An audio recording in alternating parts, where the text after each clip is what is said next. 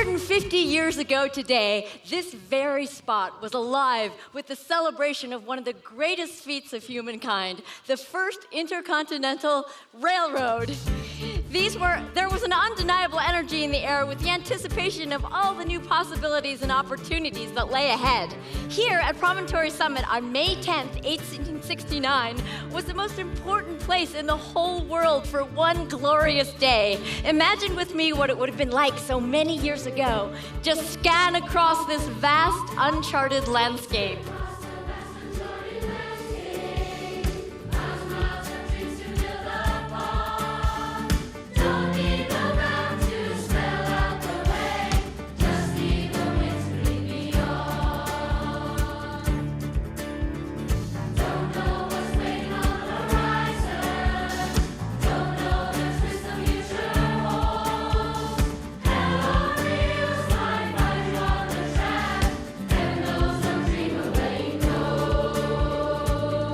The year was 1862, and our country was in the middle of the Civil War. President Abraham Lincoln, a former railroad lawyer, looked to the future and saw the importance of not only physically, but symbolically tying our fractured nation together and signed into law the Pacific Railroad Act. Thank you, dear lady. Allow me to explain my thinking. I have always been fascinated by trains and have ridden the rails every chance I had. Growing up on the frontier of Illinois, I could look out to the untamed West and see that moving goods and traveling by rail was our future. I want to introduce you to my friend, Theodore Zuda. Theodore, come on out. He loves trains even more than I do. I'm just crazy about trains. My whole life has been dedicated to the idea of a transcontinental railroad. It will be built, and I'm going to have something to do with it. I have an idea, Mr. President. What if we make one railroad line that comes in from the west and another that comes in from the east? They could meet up in the middle. Crazy, Zuda. He took his big ideas and told them to anyone who would listen.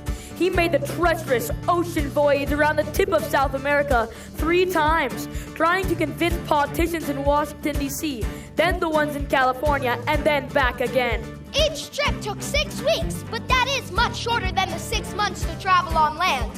A transcontinental railroad is the only answer. I've been thinking that same thing. Well, hello, Dodge. You're just the man I've been waiting to talk to. This is Grenville Dodge. He's a great engineer and surveyor. Dodge, what's the best route for Pacific Railroad to the west? It will start round Omaha, Nebraska, and then continue out west along the 42nd parallel. It's good and flat all the way to the Rocky Mountains.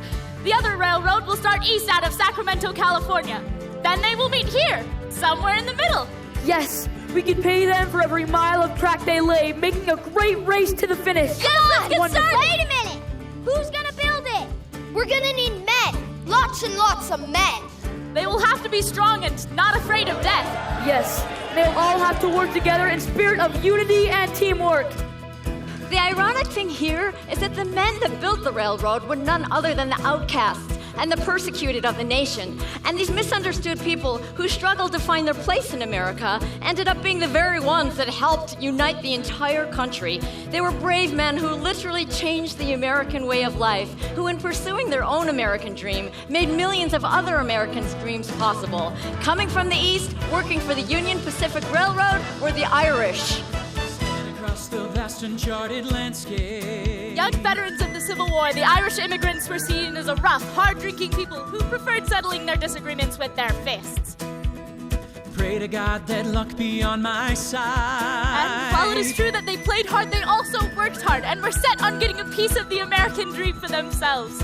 Feel it in my bones that fair work and pay. We'll find it all again in no time. And coming from the California coast were the Chinese. Scan across the vast uncharted landscape. They were seen as strange and suspicious foreigners who kept to themselves and their traditions. Show the path my family spirit guides.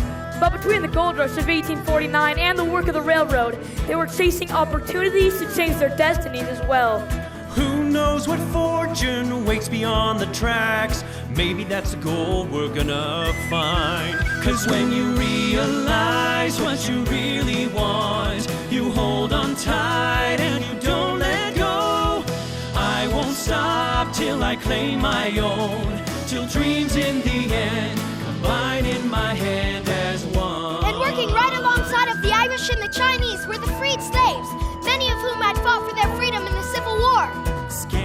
the vast uncharted landscape. Even though they'd helped to win the war, many people still thought of them as property less than human. My chains are gone, delivered by the Lord. Working on the railroad provided not only money for these newly freed men, but for a chance out of the South and for a new start westward.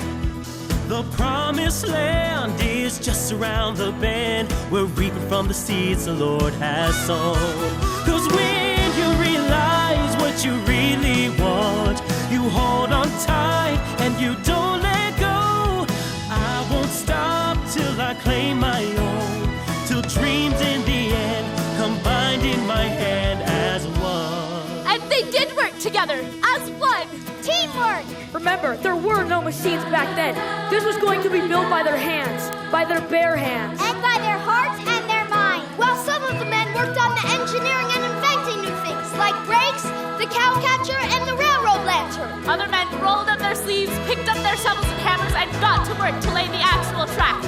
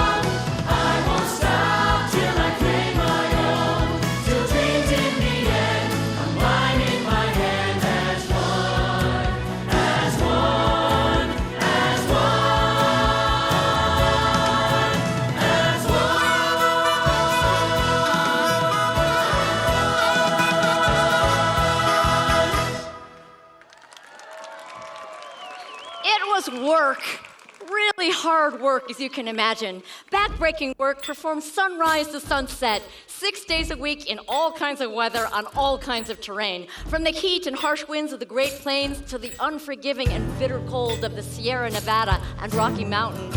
Out here today, you can almost hear the echo of those endless days spent long ago. The rhythmic sounds of a hammer against steel, the explosions of black powder felt in the chest, even music, the songs men would sing to help pass the time.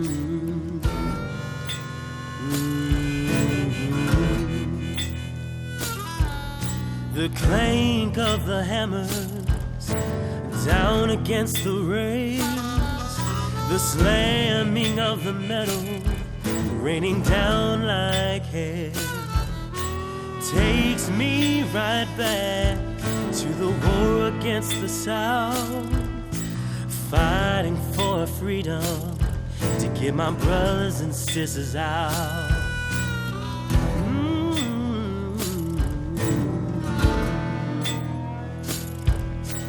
Day in and day out, the shouting of the men brings me right back to the wailing of the dead. The same friends I had there on both sides of the war. Side by side we work here among the dust and sweat and ore. Oh, how long till the sun gives away, doing all the work no one else would take, left with the echoes ringing in our ears.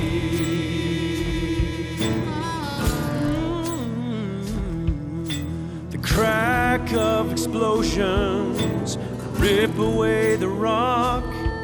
They become so familiar, we were forced to take our lot. From the mines of the gold rush, the cost's been too high, to the high Sierra Mountains where they gambled with our lives. Oh, how long till the sun gives away, doing all the work no one else would take, left with the echoes ringing in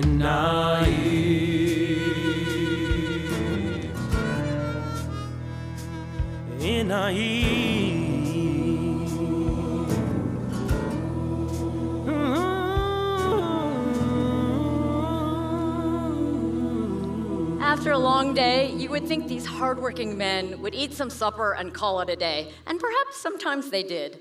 But sometimes they would grow weary and restless with the sameness of their daily lives and have a need to just blow off some steam.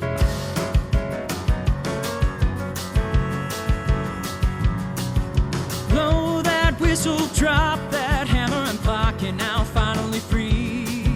16 hours and all that I'm thinking is how I'm gonna blow off steam. Nothing fancy or civilized when you're talking about a hell on wheels. It's time to show you how living's done. Gonna show you how to blow off steam. 'Cause out here the secret to survive is to kick back at any chance. On the frontier you leave the world behind for a break that never lasts. Though we may seem we're all at odds, there's one thing we agree. Nothing's giving, it's time for a living. A man's gotta give in and blow off steam.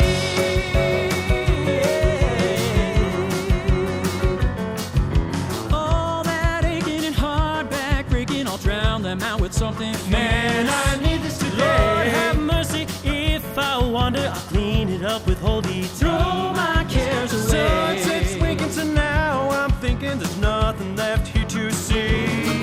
I'm saving up for my future now. That's how. Man, I need this today. Oh Lord, have mercy. Blow off steam.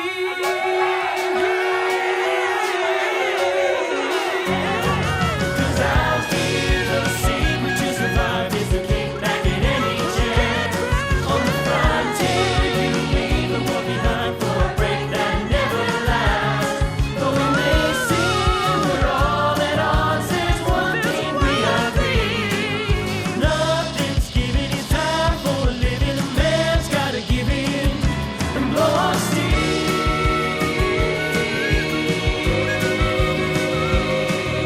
Blow that whistle. Drop that hammer, clock out, brother, and blow off steam. Go. And finally, the men would return to their separate encampments for well-earned rest.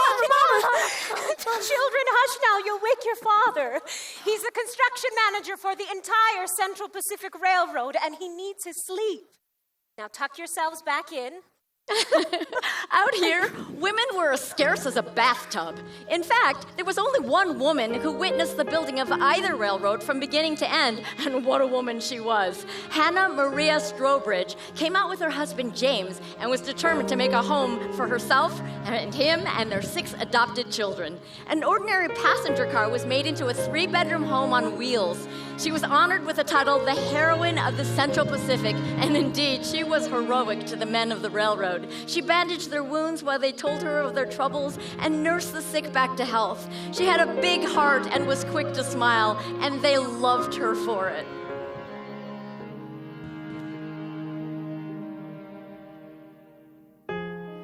Another day is done as we inch down the track.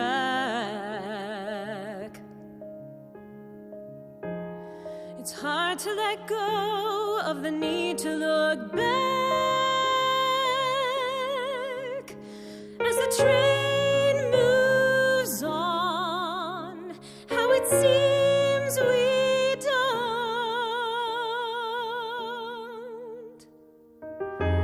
We're a raggedy group of misfits with pride. We work nose to nose, but we're distant inside. When we feel so bound, can we see somehow our stories all feel so far away?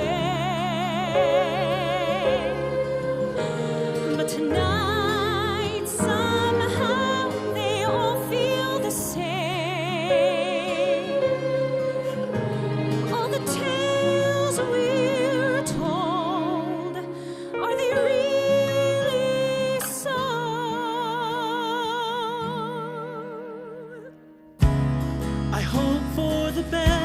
a plan for the world. I dream like the rest, though branded and slurred. How can I trust someone I want to call?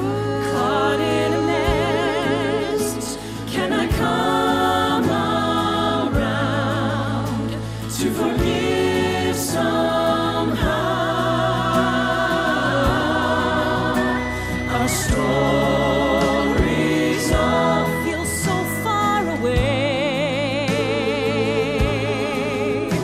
but tonight somehow they all feel the same. They all feel the same. All the tales we're told, are they really so?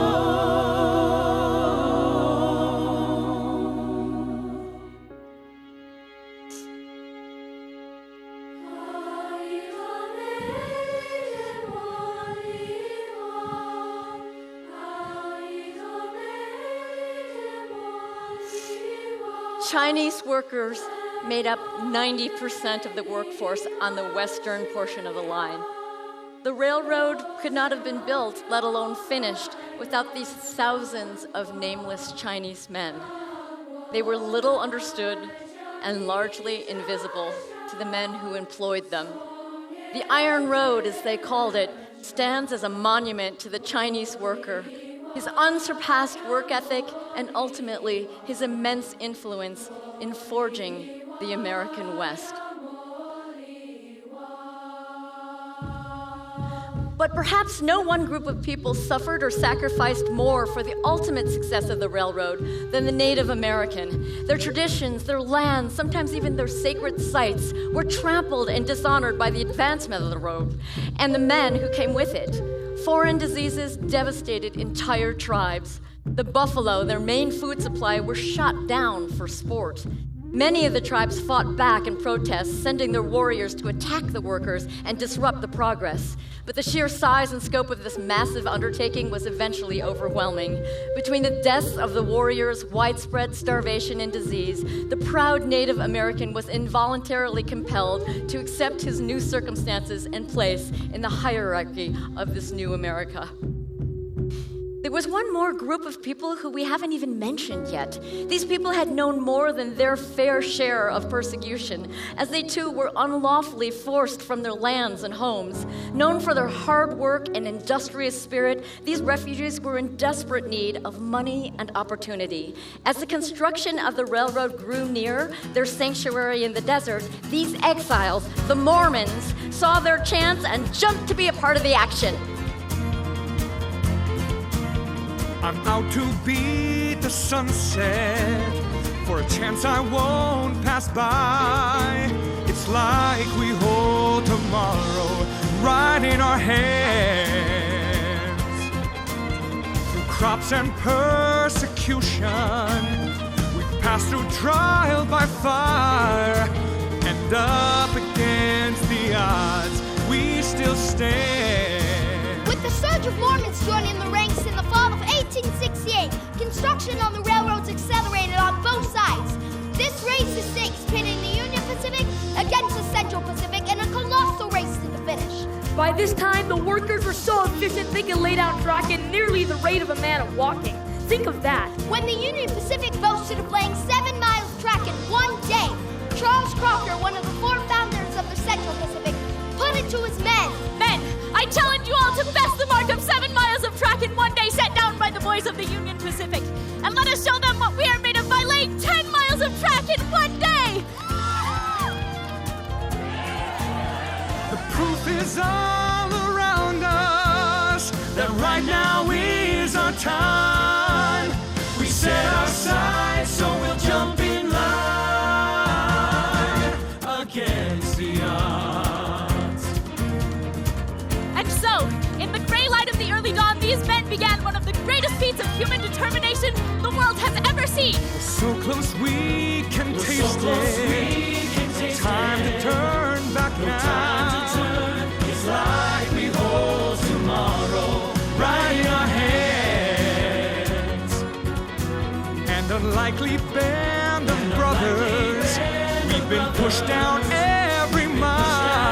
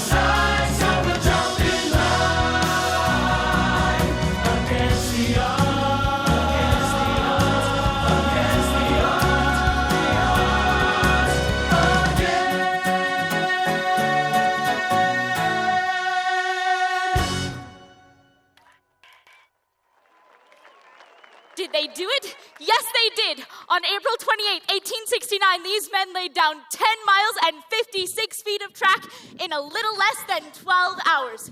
This is the longest stretch that has ever been built by hand or machine in one day to this day.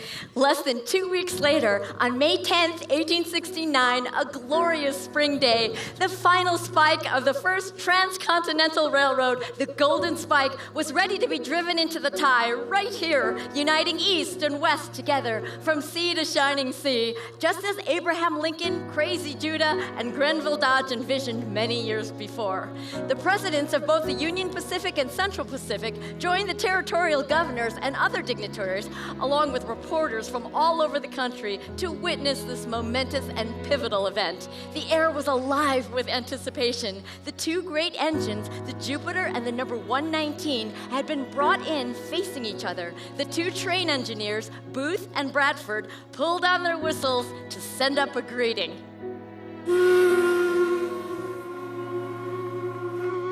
James Strobert and Samuel Reed brought forth the laurel tie.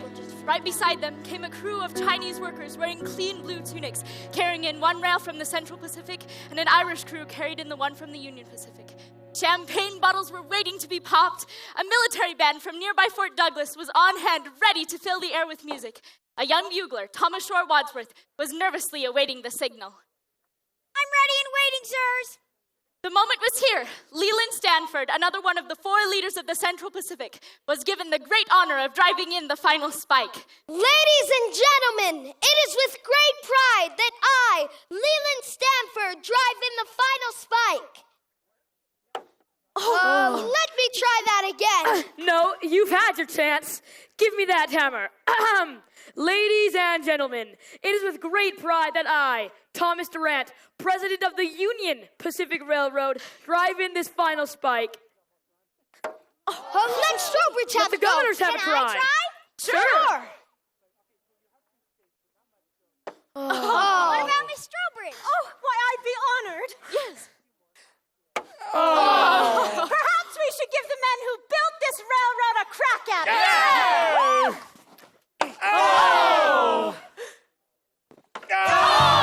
At the first swing, however, the message went like lightning across the telegraph wire, D-O-N-E, and immediately the entire nation erupted as one in cheering and rejoicing. Bells started ringing across the nation. The boom of hundreds of cannons echoed across the cities of San Francisco and Washington, D.C. Prayers and singing were heard in churches of all denominations. The tabernacle on Temple Square was filled to overflowing with over 7,000 people. Chicago put on the largest parade of the century and nearly 7 miles long. Even our cherished Liberty Bell in Philadelphia rung in celebration.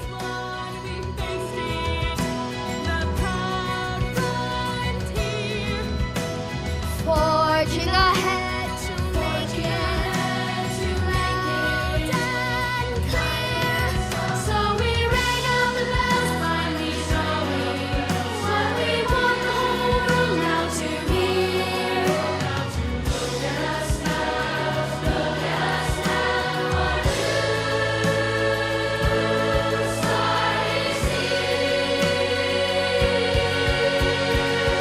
here. In the end, no one knows who struck the final blow, and maybe that's just as it should be. For it wasn't just one man who made all this possible. It was many people, many hands, minds, and hearts working together in a spirit of unity and determination. The first transcontinental railroad was and still stands as one of the greatest examples of the true spirit of America.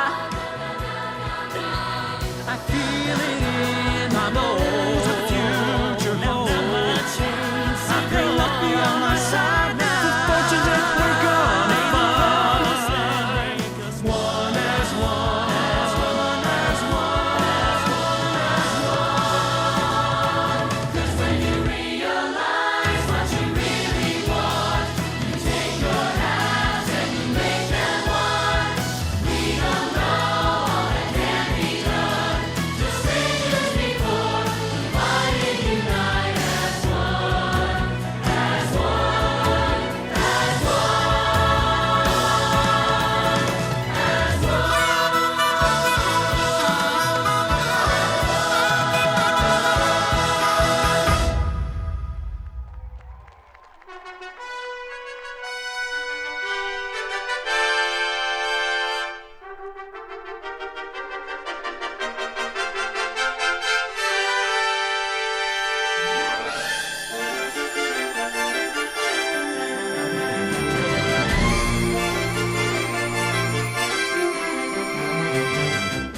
Ladies and gentlemen, please stand for the national anthem of the United States of America.